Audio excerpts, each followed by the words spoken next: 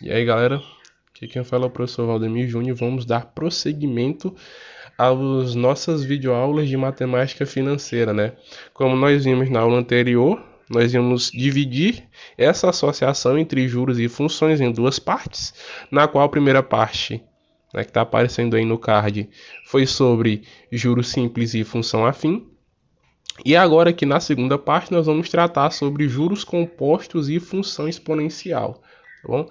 Então já vai deixando aquele gostei aí para fortalecer o nosso projeto, né? Compartilhe esse vídeo com seus amigos e vamos para a aula, né? Então primeiro, para a gente poder tratar do assunto, precisamos lembrar o que é uma função exponencial, tá bom? Então, função exponencial é qualquer função definida aí de reais para reais positivos sem incluir o zero, tá? Esse asterisco aqui significa que não inclui o zero e o maisinho significa reais positivos, definida como f de x igual a elevado a x, onde a é um número real, esse a também é maior do que zero e diferente de 1. A não pode ser zero e a também não pode ser 1. Tá bom? Então, exemplos de função exponencial: f de x igual a 7 elevado a x, tá? F de x igual a 12 elevado a x e assim sucessivamente, tá? E também, pessoal, o f e o x a gente utiliza por conveniência. Não somos obrigados a representar a função como f de x igual a 7 elevado a x. Pode ser assim também. W de j é igual a 7 elevado a j, sem problema nenhum, tá? Não se apeguem às letras. E agora a gente precisa lembrar também qual é o conceito de juros compostos, o que é um juro composto, né? Então, juros compostos foi dado pela professora Amanda, né? E como vocês viram lá na aula, o valor de juros gerados em um período é incorporado ao capital e passa a participar da composição de juros no período seguinte, aonde nós temos aqui a fórmula M igual a C vezes 1 mais I elevado a T, onde M é o montante, C é o capital, I é a taxa e T é o tempo. Mas observe que aqui não tem um J de juros, né? A gente obtém direto o valor do montante. Perceba, ó. A fórmula fornece o valor do montante e não dos juros. Para calcular o valor dos juros, use isso aqui, ó. A gente vai usar novamente a fórmula do montante igual a capital mais juros, onde, né, a gente isola os juros, passa o capital aqui, ó, subtraindo para o outro lado, e nós já sabemos o valor do montante, né? O montante é isso aqui.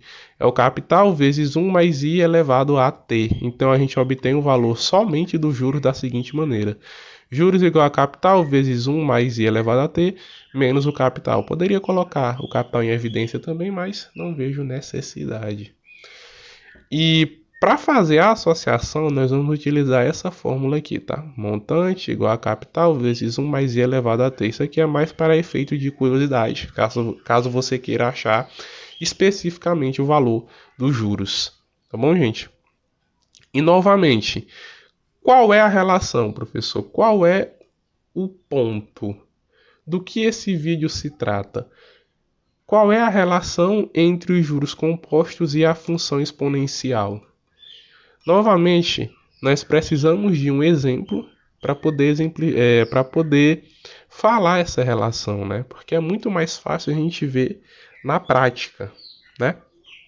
Nesse sentido, vamos utilizar o mesmo exemplo da aula passada. Se você ainda não assistiu a aula passada, eu vou te dar uma oportunidade de ver, ó. Tá aparecendo aí no teu card, certo? E na aula passada, nós utilizamos esse mesmo exemplo de um capital de R$ 1.000 com uma taxa de 12% ao ano. A diferença é que lá era em regime de juros simples. Agora a gente vai calcular em regime de juros compostos, tá? Que é um juros um pouco mais elaborado e que é o juros geralmente utilizado aí no cotidiano das pessoas, né? O juros simples ele não é tão utilizado porque os juros não tem variante, né? É o mesmo capital, é o mesmo juros o tempo inteiro, aplicado em cima do capital. Já como nós vimos na definição de juros compostos, o juro ele vai se incorporando ao capital, ou seja, com o passar do tempo ele vai aumentando, Então vamos ver aí qual é essa relação, né? Lógico que nós vamos utilizar a fórmula do montante novamente, como eu falei, né?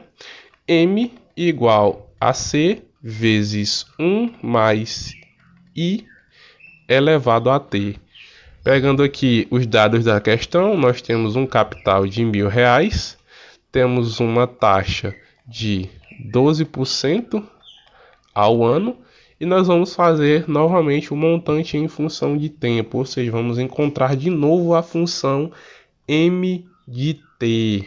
Então, só fazer a substituição aqui, ó. O montante ele é igual ao capital, que multiplica 1 mais 12% elevado a T. Então, o montante ele é igual a 1.000, que vai multiplicar 1 mais 12%, que é a mesma coisa que 12 sobre 100, que é a mesma coisa que 0,12, representando aí na forma decimal, elevado a T. Então, M vai ser igual a 1,12, desculpa, 1,12 elevado a T vezes 1.000, tá? Opa, estamos aqui vendo uma fórmula de função, né? Nós vimos na definição que a função exponencial era definida por f de x igual a elevado a x. Mas como eu disse, nós não podemos nos apegar a f de x e x. Podemos utilizar, por exemplo, aqui m de t e t. Tá? Então, representando na forma de função exponencial, na forma que a gente apresentou lá no começo, a função exponencial que nos dá o retorno do valor desse montante em função do tempo é dada por m de t igual a 1,12 t vezes 1.000, tá bom? Então essa aqui é a função exponencial que vai nos dar o retorno do montante em regime de juros compostos em função do tempo, tá? Então vamos fazer de novo o quadro comparativo, assim como a gente fez na aula passada. Temos os T aqui, que está dado em anos, até porque a nossa taxa foi em anos, o T de tempo, e o M, né, o montante que vai ser dado em reais, tá? Então, quando o T for 1, né, quando o tempo for 1 ano, nós temos M de 1 igual a 1,12 elevado a 1 vezes 1.000, que é igual a R$ 1.120. Quando for 2 anos, M de 2 é igual a 1,12 elevado a 2 vezes 1.000, que dá isso aqui, 1.254,40. Quando T for 3 anos, M de 3 vai ser igual a 1,12 elevado a 3 vezes 1.000, que é igual a 1.762,34, e assim sucessivamente, de acordo com o tanto de anos, né? Nós vimos aí que nós colocamos o montante em função do tempo, tá? Assim, dado o capital e a taxa de juros, o montante obtido pelo regime de juros compostos é função do tempo de capitalização, pode ser associado a uma função exponencial dada aí pela fórmula de juros compostos, pela fórmula do montante de juros compostos, que é M de montante igual a C de capital vezes 1 mais I de taxa elevado ao T de tempo, tá bom? Muito simples de fazer essa associação também, né? Então, novamente, a gente vai matar aí mais uma questão para poder entender essa associação aí entre juros compostos e função exponencial, tá? Essa é uma questão aí da Chesp e da UNB do Distrito Federal. Um cliente tomou R$ 20.000 emprestado de um banco que pratica juros compostos mensais e, após 12 meses, pagou um montante de R$ 27.220. Nesse caso, considerando 1,026 como valor aproximado para 1,361 elevado a 1 sobre 12, é correto afirmar que a taxa de juros nominal anual praticada pelo banco foi igual a... Então, nós temos o tempo, mas nesse caso não temos a taxa, não temos a taxa de juros, né? Então vamos resolver essa questão aí. Vamos só pegar os dados aqui, ó. O montante é R$ 27.220. O capital foi R$ 20.000. O tempo foi 12 meses. E a taxa é o que nós queremos saber, tá bom? E tem ainda aquela informação que diz que 1,361 elevado a 1 sobre 12 é aproximadamente igual a 1,026. Então, pessoal, se eu estou trabalhando com a taxa anual, eu deveria transformar esse tempo de 12 meses para um ano, né? Mas vocês vão ver por que nós vamos trabalhar com 12, né? Vamos trabalhar com a taxa mensal. Vamos lá, utilizando a fórmula de juros compostos, montante é igual a capital, que multiplica 1 mais I elevado a T. Fazendo a substituição, nós vamos ter que 27.220 é igual a 20.000 vezes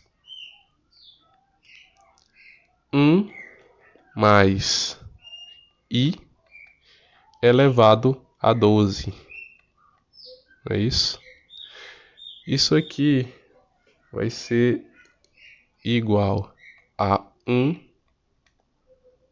mais I elevado a 12. O 20.000 tá multiplicando, ele passa para o outro lado da igualdade dividindo, né? Então 27.220 dividido por 20.000. Bom, a gente pode matar esse zero com esse aqui, então é 2.722 dividido por 2.000. Então eu vou ter que 1 mais I elevado a 12 vai ser igual a 1,361, tá? Olha só que interessante. Tá aqui como potência, 1 mais I elevado a 12 vai passar para o outro lado da igualdade como raiz, não é isso? Então eu vou ter que 1 mais I vai ser igual a raiz de índice 12 de 1,361. Deixa eu só passar aqui para o outro lado. Aqui, pessoal, tá o pulo do gato, tá o segredo da questão. Ó, nós sabemos que a raiz, né, o índice da raiz, ele pode ser transformado aí em expoente fracionário. Ou seja, 1 mais I vai ser igual a 1,361 elevado a 1 sobre 12. Opa, nós temos esse valor. Nós sabemos que 1,361 elevado a 1 sobre 12 é igual a 1,026. Então, a minha taxa aí vai ser igual a 1,026 menos 1. Então, a minha taxa aí, ela vai ser igual a 0,026. Bom, 1,026. Isso aqui, gente, é a mesma coisa que I igual a 2,6%. Opa, professor, achamos a taxa, acabou a questão. Jamais. Não se emocionem. Nós estamos trabalhando com meses, ó. O tempo foi dado em meses. Então, esse 2,6 aqui é a taxa mensal. Bom, 2,6% é a taxa mensal, gente. Então, na questão, ele quer saber a taxa anual, beleza? Então, esse 2,6% é a taxa mensal. E como é que a gente transforma em anual? Basta multiplicar por 12, tá? E multiplicando isso aqui por 12, nós vamos obter aí um valor de I igual a 31,2% ao ano, tendo então como gabarito a letra B, não é isso? Então, pessoal, eu espero que tenha ficado bem claro também essa associação entre juros compostos e funções exponenciais, tá bom?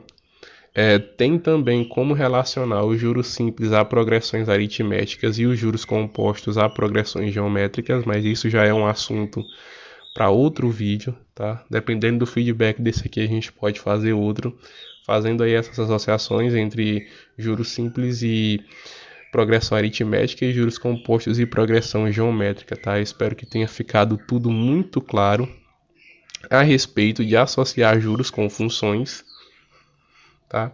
Você pode deixar suas dúvidas aí nos comentários e muito obrigado para você que assistiu até aqui, para você que tem apoiado esse projeto, né? Então nossos amigos também estão tão felizes quanto a gente e a professora Tabata pelo retorno que a gente está tendo. E muito obrigado. Até o próximo vídeo. Valeu. Tchau.